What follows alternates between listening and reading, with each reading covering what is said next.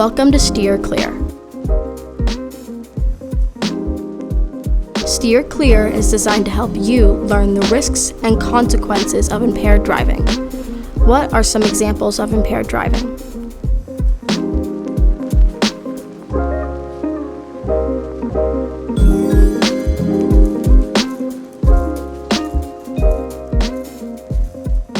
Drunk driving is one, of course. It could be a lot of things. Impaired driving caused by alcohol or drugs is also called DUI, or driving under the influence. You either have your driver's license now or will be getting one soon. So, understanding what this all means for our age group is kind of important. We don't have time for you to do a research project on DUIs today. So, we're going to follow a group of students, your age, not people over 21, who are doing just that. This is gonna be stupid. Drinking and driving's bad, drugs are bad, there. Presentation done. A group research project on DUIs. Ryan, to clarify, this is about not drinking and driving. Oh, okay, thanks. Okay, if we meet every single day after school and we all help, we'll knock this out in no time, okay? Who's with me? Okay, who wants Buzzy's help doing research? Okay, who wants to pass? Here is a list of causes why teens die.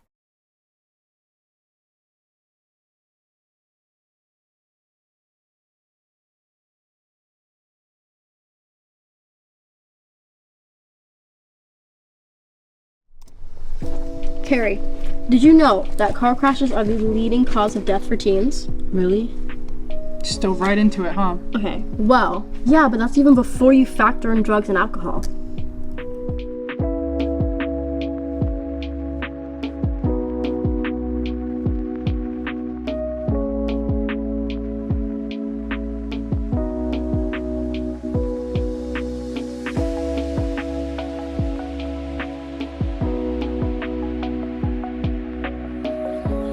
I just read that in 2020, 109 people were killed and over 2,500 were injured because drivers ages 15 to 20 were impaired while driving. And that's just in California. That's a lot.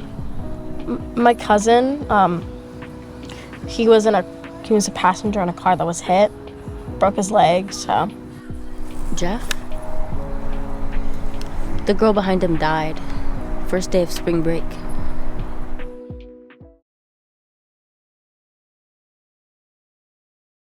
Tonight, a Pinellas Park teenager is facing the reality that his big sister is gone. Jocelyn Shermer died in this crash over the weekend that you saw there. Deputies say a result of drunk driving. 17-year-old PJ Shermer, his sister Jocelyn, and their 4 friends were celebrating spring break and Jocelyn's new job. He says people were even partying on the car ride there. The music was loud. People were drinking. He was speeding. a little bit. And I wasn't really paying attention. Troopers say Jocelyn was riding with her friend Donovan Patterson when he ran through this red light at McMullen Booth Road. I just remember waking up with blood all over me and seeing the car on fire. I was the only one that actually did wake up. In all, 7 people rushed to the hospital, but Jocelyn died at the scene. And now this teen is learning a powerful lesson about life and the consequences of drinking and driving. Don't do it. Make sure that you're watching yourself out there. You could go anytime. The driver in that case, 18-year-old Donovan Patterson, is now charged with DUI manslaughter and vehicular homicide. You guys know I'll be the designated driver anytime. If you're drinking and you call me, I'll come get you. Yeah. I mean, what more can we do? I know I'm not gonna drink, so. What would Jeff tell us? If you see someone drunk or high, step in or tell their friends to step in. Yeah, take their keys and figure out something.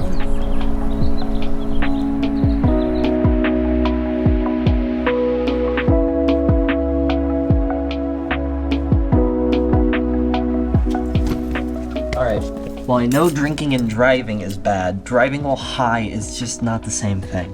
It bothers me that you know that. You know what I mean. A little pot's not gonna do anything. Do you know why they call it a DUI? Because there are a bunch of ways to drive under the influence. Doesn't matter what got you impaired. Yeah, you can still get a DUI if you're high. You can literally get a DUI on cough syrup. No matter what you're impaired by, you're still impaired. I mean, alcohol, drugs, even prescription drugs, it's anything that affects your ability to drive safely. In the past 30 days, how many high school students drank alcohol?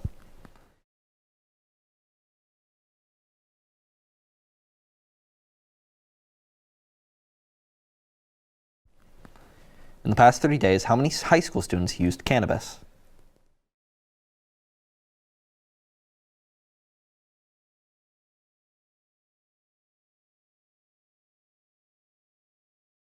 If you hear people say everybody's doing it, that's just not true. The vast majority of high school students do not use alcohol or cannabis.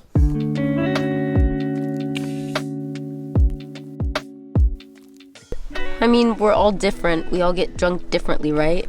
Yeah, I weigh more than you, which means I can probably handle more alcohol without being affected. Yeah, I weigh enough, it just doesn't affect me. I can handle it. I literally saw you throw up at Casper's the other night. Yeah, that's how I handle it. Okay, well, there's a lot of different factors. It's like what you're drinking, how much you're drinking, over how many hours. Okay. Fill this up to here with beer, here with wine, and here with vodka. It's all the same amount of alcohol. I mean, seriously, the bottom line is this how much vodka you're gonna drink? Well, I feel like that's besides the entire point. Like, how much alcohol you can get away with, that's missing the whole point. The legal blood alcohol content for someone who is under 21 is 0.01%. True or false? False. The legal blood alcohol content is 0.00%. Blood alcohol content, BAC, is the amount of alcohol in your system.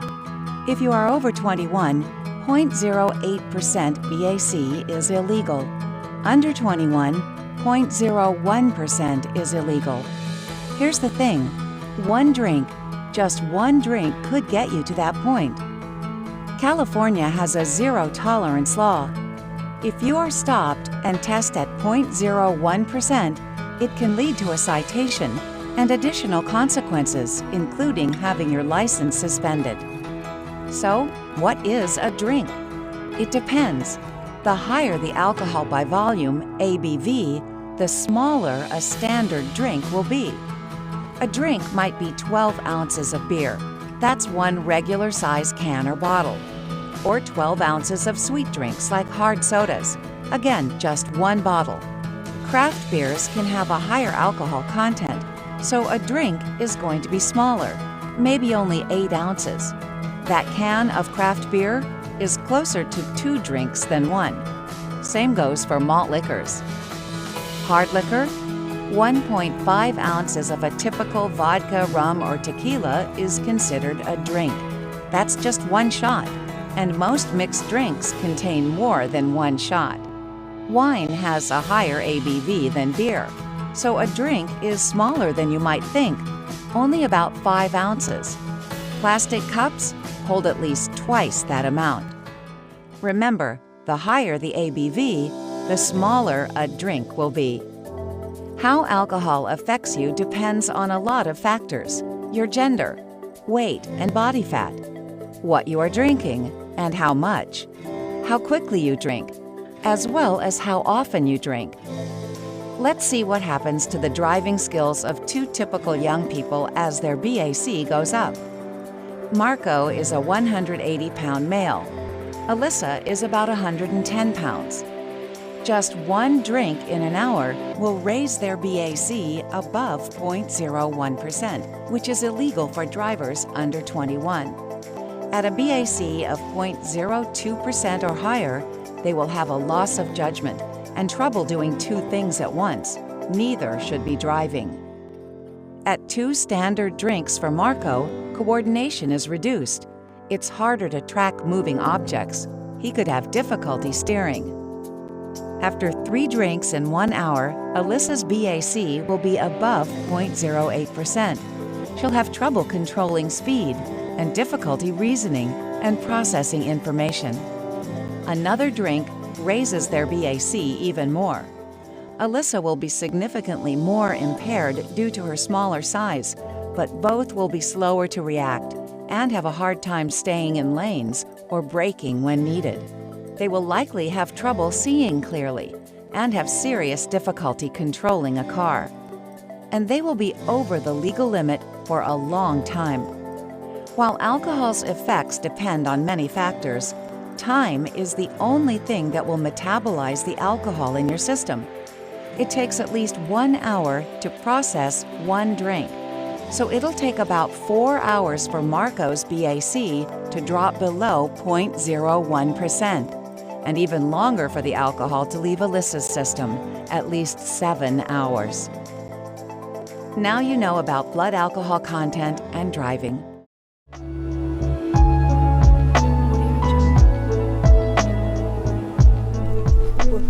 You guys know weed isn't actually all that bad, right? I tried it once and I didn't like it at all. Okay, well that's the thing about like pot, cannabis, THC. It's different for everybody. Hey, I heard a joke about a guy who was high driving, waiting for the stop sign to turn green. That's a joke, but I actually saw a guy driving really slow and stop at a green light. Another guy almost rear-ended him. I actually drive better when I'm high.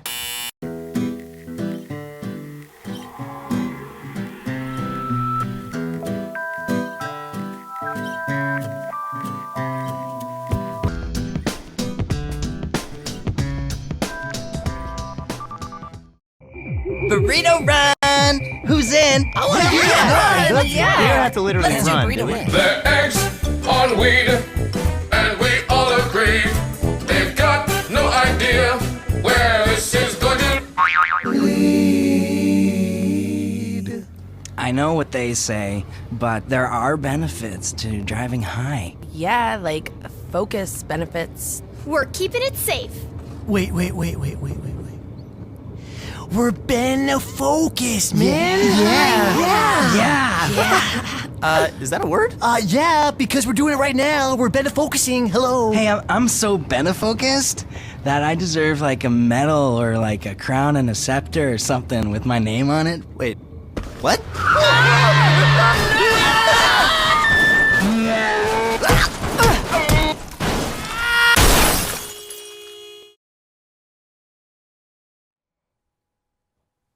Is cannabis a depressant?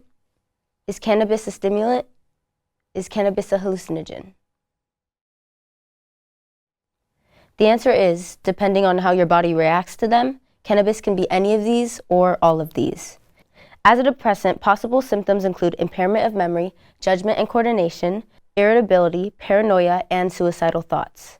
Some people experience the opposite of the intended effect, such as agitation or aggression. As a stimulant, they may exhibit aggressive behavior, mood swings, risky behaviors, anxiety, and nervousness. And as a hallucinogen, they may experience aggressiveness, confusion, panic, fear, and terror. They may see or hear things that are not there.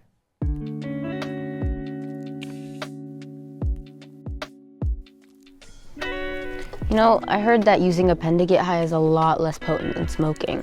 Wait, can you send me that link though? Because I have it in my notes that smoking is 18 to 30% more potent, vaping is 80 or more % potent, and dabbing is 100% more potent. Oh, I saw an infographic that said that cannabis was tons more powerful than it was a few years ago, that they're still making it stronger and stronger.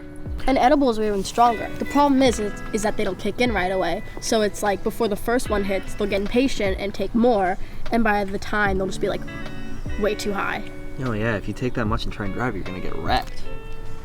When consuming cannabis, is the euphoric high felt most quickly when inhaling or ingesting?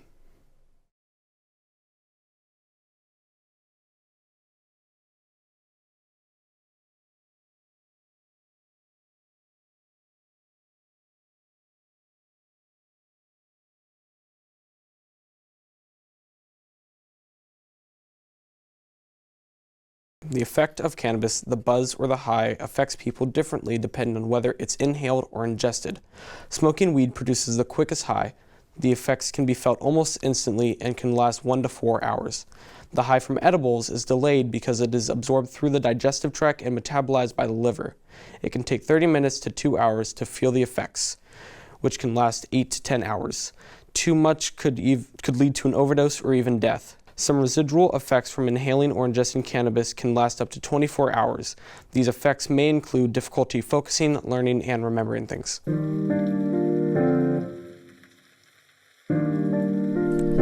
I heard that if you're drunk and you smoke weed, it helps sober you up.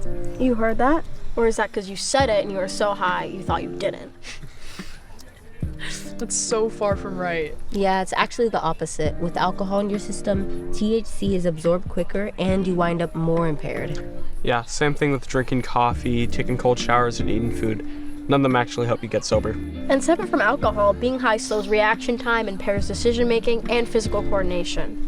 I mean, yeah, but if I'm just a little buzzed, I can still drive. Well, you may feel that way, but that's the impaired decision making talking. If you feel different, you're gonna drive different. Yeah, you may feel like you'll drive fine, but you're still impaired. You just don't perceive that you're messed up. And you can make a lot of mistakes while driving too, like speeding up, slowing down, driving with your headlights off, weaving, going too fast, going too slow. Stuff that you won't notice, but the cops will, and you could kill someone. Law enforcement's looking for a lot of different things, such as intention problems. Maintaining lane positions is a big one. Tailgating, unsafe lane changes, driving up on the curb. We're seeing people who drive too fast, maybe even drive too slow. People staying stopped at green lights. People proceeding through yellow lights at an unsafe speed. Police set up DUI checkpoints sometimes to get impaired drivers off the road.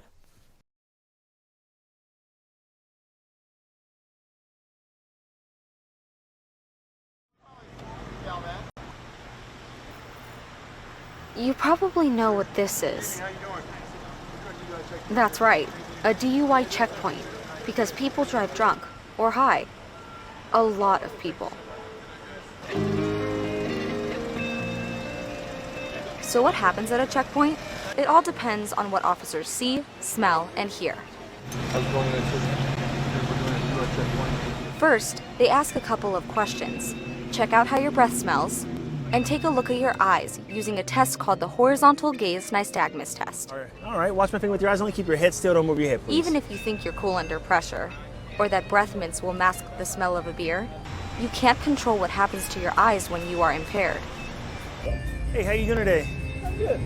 Good. All right, I'm Samir, San Diego Police Department's a DUI checkpoint. Any alcohol to drink today? I'm good, man.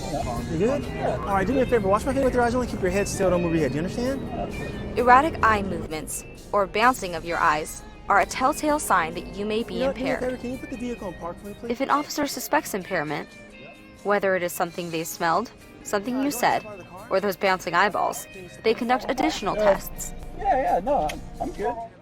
You may be checked for possible weapons, and asked additional questions to see if you have a physical or mental limitation that would affect performance on the standardized field sobriety tests. There are a number of these balance and coordination tests, but here are the three most common: the walk and turn test, the one-leg stand test, and the Romberg test. This one requires you to stand, look up at the sky, close your eyes, and count to 30 seconds in your head. Standardized field sobriety tests are over 90% accurate in indicating impairment. If you don't perform well during these tests, the next step is the preliminary alcohol screening, or PAS for short. It determines your blood alcohol content, or BAC, and works by oxidizing and measuring any ethanol in your breath. If you are under 21, you have to take the PAS. Refuse, and your license will be suspended for a period of 1 year, and your car can be impounded. If you are under 21 and have a 0.01% BAC, it may lead to your arrest. Then another, more precise chemical test is done to confirm your blood alcohol content using blood or breath. Correctly, okay? All right, so take a deep breath and blow. There are many costs to drunk driving. Being arrested at a DUI checkpoint could end up costing a pretty hefty price tag, but it could also save a life, yours or someone else's, and you can't put a price tag on that. DUIs are 100% preventable. Make the responsible choice and decide to be a sober driver.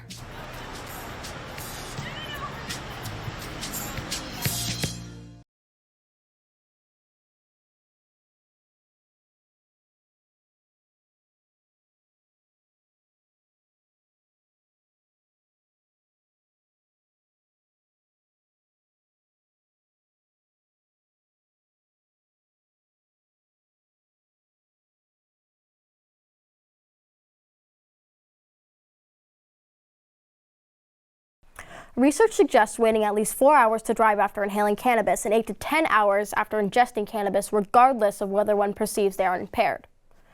When THC infects your thinking, it also affects your driving. Check this out. The police can't tell that I'm driving high.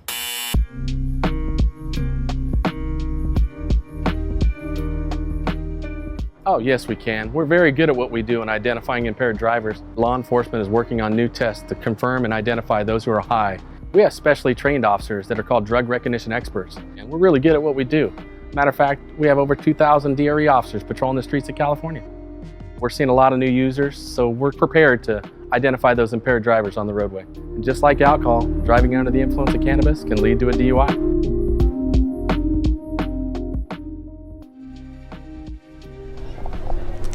Did you guys know that the consequences for driving high are the same as for driving drunk? I mean, of course, yeah. It's driving under the influence. Doesn't say what influence it is. You can get a DUI on your record, and you can lose your license, get your car impounded, get fined, mandatory classes, probation, jail, juvenile detention. It can also be a misdemeanor or a felony. And if you're under 18, your parents will get called. I mean, the estimate is like $13,500. What estimate? How much a DUI will end up costing you. That costs more than my truck. It's like 27 phones. And it doesn't end there. You can get college acceptance revoked or denied for the military or removed from sports. Or you could hurt somebody. Or kill somebody.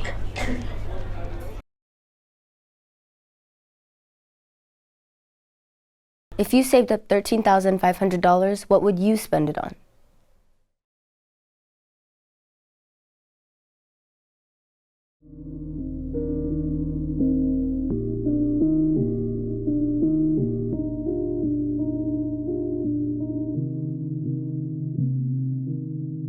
I definitely had a feeling earlier on that I should just stay at my friend's place and sleep there that night. But he decided to get in his vehicle and drive. He never made it home. Olson was rushed to hospital. Blood samples showed he was nearly 3 times the legal limit. He was taken to jail. What police told him then has forever changed his life. He came up and he yelled at me, "Mr. Olson." I jumped down. I was in the cell. And he's like, "Do you know what I had to do tonight?" And I said, "No." And he said, "I had to go tell 5 kids that their parents weren't coming home tonight." And I said, and I just broke down. And yeah, it's hard at times to live with what I've done, but I'm not gonna hide from it. I made this choice, this selfish decision, and I need to live with it for the rest of my life. And I will.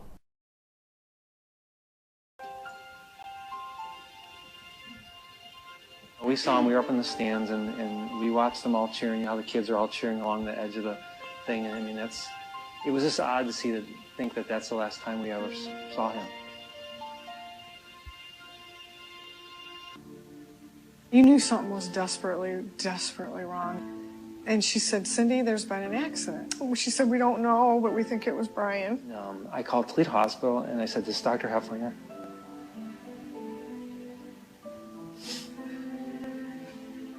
And, they wouldn't tell me anything. And I said, "Can you guys tell me what happened to my son?" And they said, "You just need to come to the ER. Don't rush. Don't rush." So I knew what had happened, and I told Cindy, I said, "Cindy, he's dead."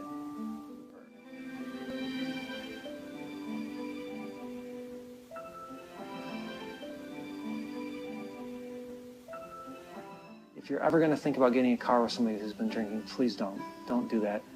Or don't get in the car yourself. Brian didn't have a second chance to make the right decision. So you have his second chance. And if he did have a second chance, do you think he would do the same thing again?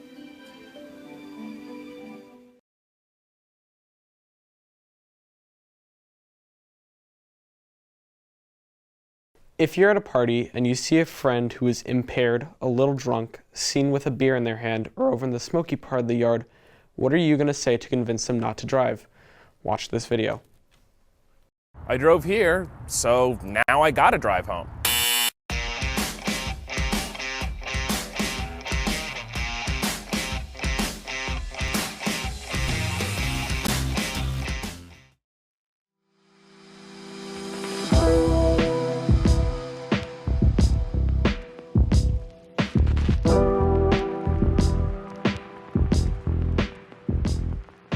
If a friend wanted to drive high, I'd probably say something like, "You shouldn't be driving. I don't want to hear about you in the news." My main concern for you is to keep you alive. You or someone else. Think about it. A DUI could cost you your job.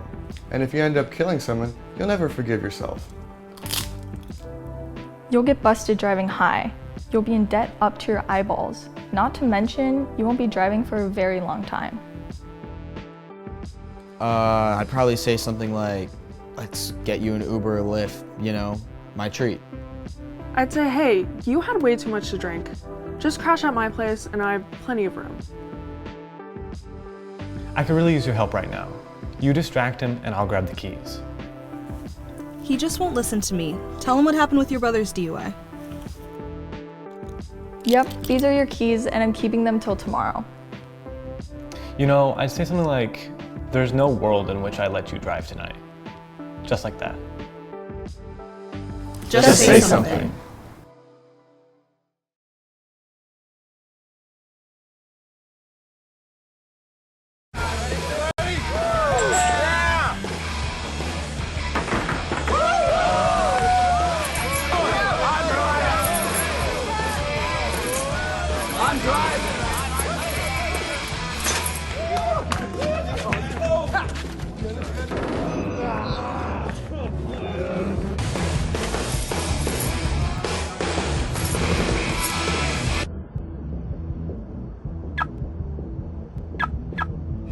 Hi.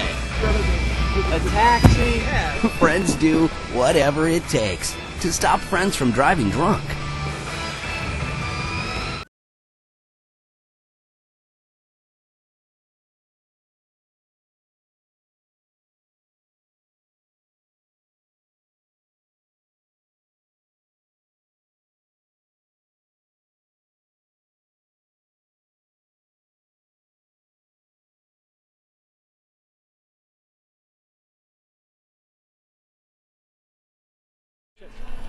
You know what the secret is, right? Not getting caught? Funny, not drinking or getting high.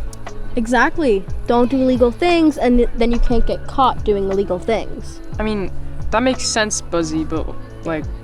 The rest of us live in the real world. Okay, yeah, but I was thinking we could just like look out for each other. Hi guys, I think Buzzy wants us to form a gang. Funny. Yeah, no.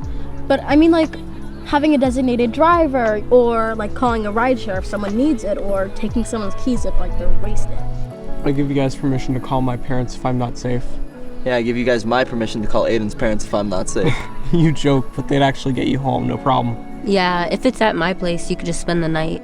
Okay, Hannah's party's tonight. I'll be the designated driver, okay? I'll give anyone a ride who needs it. I got you. Yeah, just have one beer and you'll be fine. Nope. No beers, no pot, no drinks. Completely sober. It's the only right way to do it. That's cool of you. I know. I'm very cool.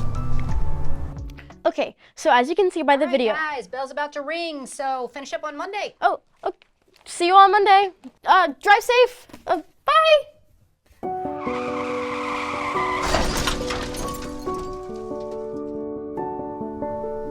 In conclusion, driving is hard enough sober,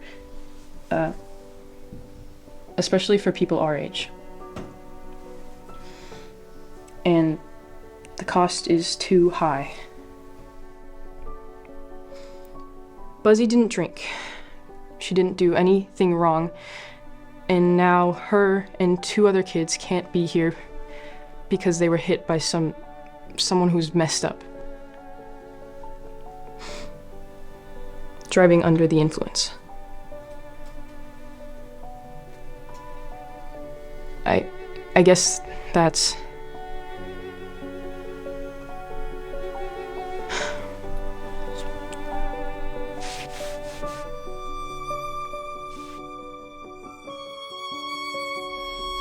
This is a presentation on DUIs, so obviously someone's gonna die, right? The producers could have chosen any character to die. Why Buzzy? What led to her death? What did she do wrong? What can you do to prevent causing that type of pain to anybody's family? What's your plan for when you drink or get high? What's your plan for when your friends drink or get high? How are you gonna save their lives? Or are you gonna save yours? Driving under the influence has consequences, serious consequences. You're probably thinking, it couldn't happen to me, right? DUI is a major cause of car crashes, the leading killer of people our age. Don't kill yourself. Don't let your friends kill themselves. And don't kill someone whose only crime was getting hit by you. Don't DUI.